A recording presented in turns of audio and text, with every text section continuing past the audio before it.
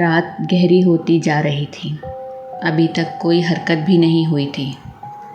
मैं बिल्कुल अलर्ट बैठा था, क्रॉस को पकड़े अपने दुश्मन का मुंतज़िर, जिसे मैंने अभी तक देखा भी नहीं था।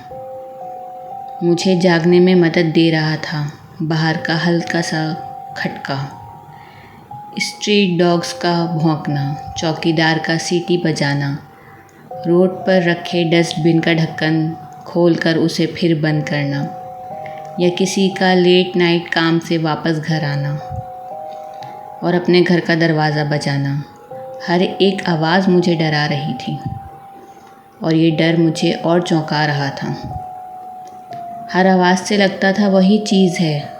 रात का 1 बजा, फिर 2, मम्मी पापा के रूम का डोर बंद होने की आवाज़ आई और फिर लॉक लगने की।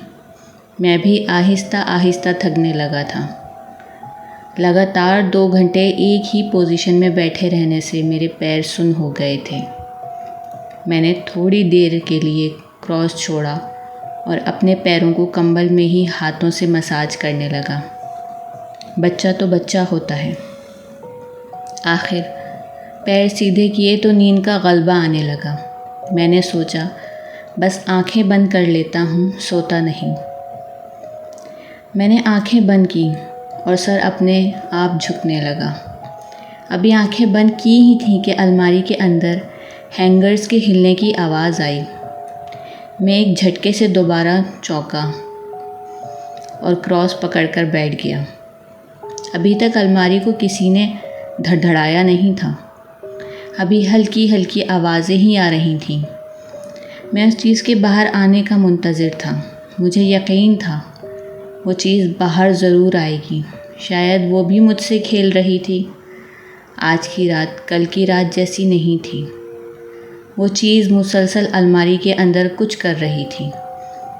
अजीब किस्म की आवाज़ें आ रही थीं, जैसे कुछ हो रहा है, जैसे कोई काम कर रहा हो। और अचानक से एक धमाका हुआ और दरवाज़ा दोबारा धड़धड़ाने लगा। इस बार धड़धड़ाहट इतनी तेज़ थी कि मुझे लगा दरवाज़ा टूट जाएगा। मुझे खौफ के मारे इतनी सर्दी में भी पसीना आने लगा। फिर आवाज़ आना बंद हो गई। हर तरफ खामोशी छा गई।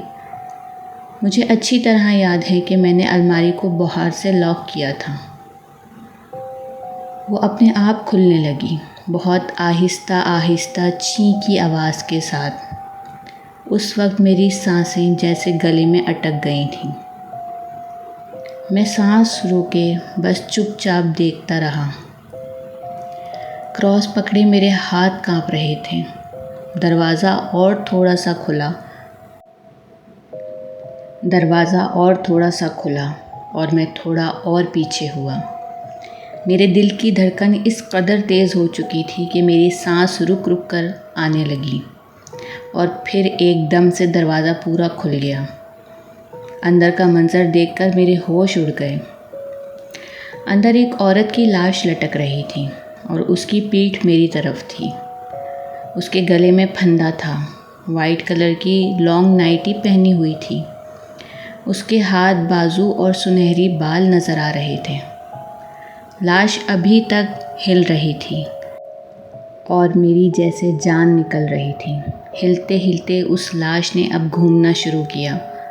अब आहिस्ता आहिस्ता लाश का रुख मेरी तरफ हो रहा था और जैसे ही वो पूरी की पूरी मेरे सामने आई, मेरे लिए वो क़यामत का लम्हा था। उस औरत का चेहरा हद से ज़्यादा भयानक था। उसकी नाइटी पर सामने खून के धब्बे थे और उसके चेहरे पर अजीब किस्म की शिकनें जैसे सिलवटें पड़ी हुई थीं। रंग बिल्कुल सफ़ेद जैसे खून नहीं था, मगर चेहरा जैसे पीले रंग का।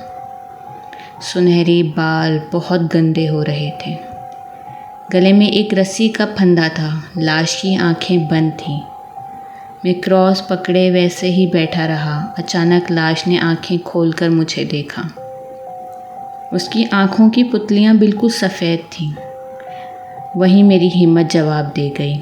मैंने कंबल हटाकर फेंका और सीधा दरवाजे की तरफ भागा, लेकिन इस बार उसने मुझे पकड़ने की कोशिश नहीं की।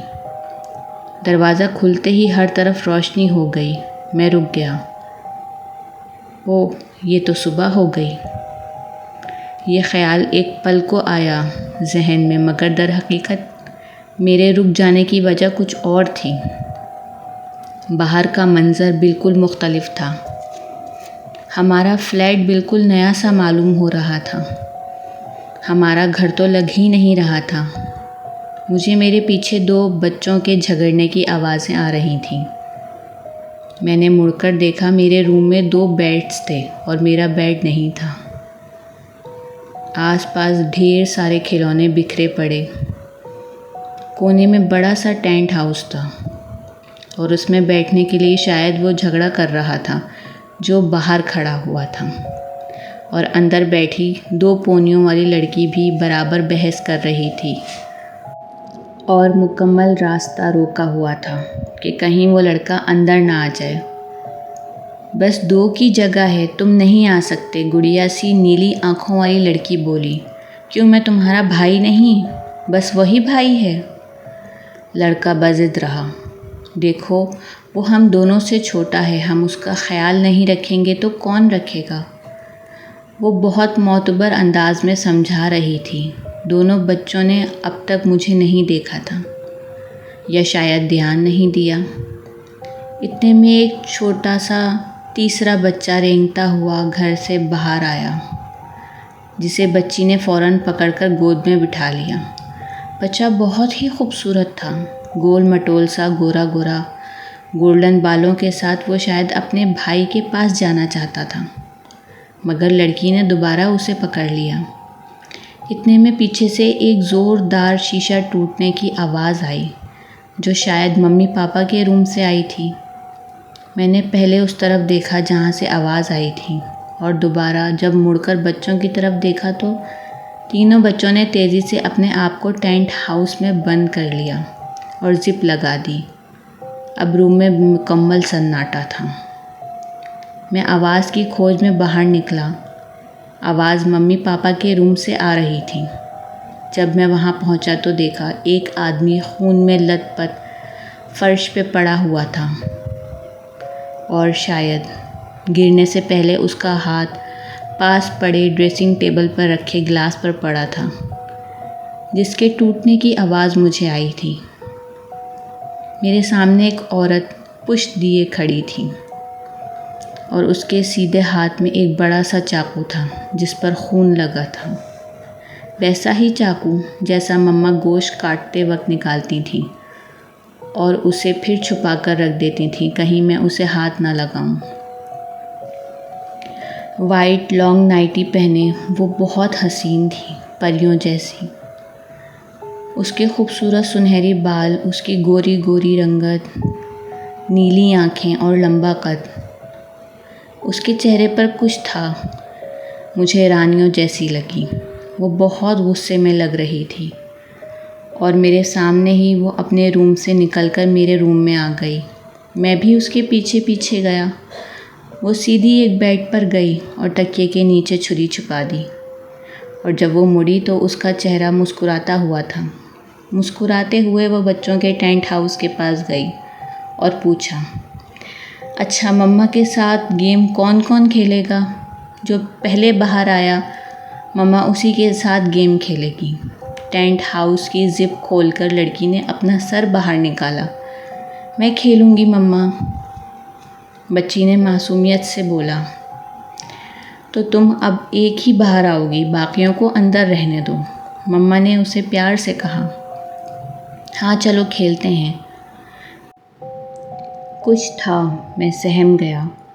वो प्यार से उससे बातें करती रही। मेरी गुड़िया, मेरी शहज़ादी, देखो बेटा, ये बहुत ज़रूरी है।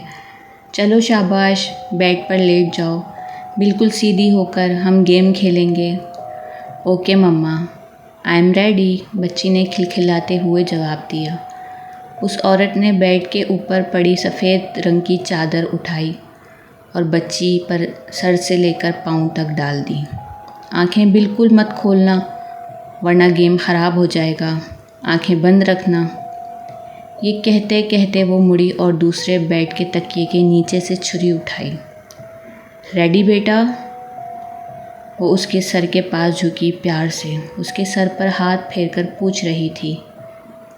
यस मम्मा, चादर के अंदर से बच्ची की आवाज़ आई। I am ready.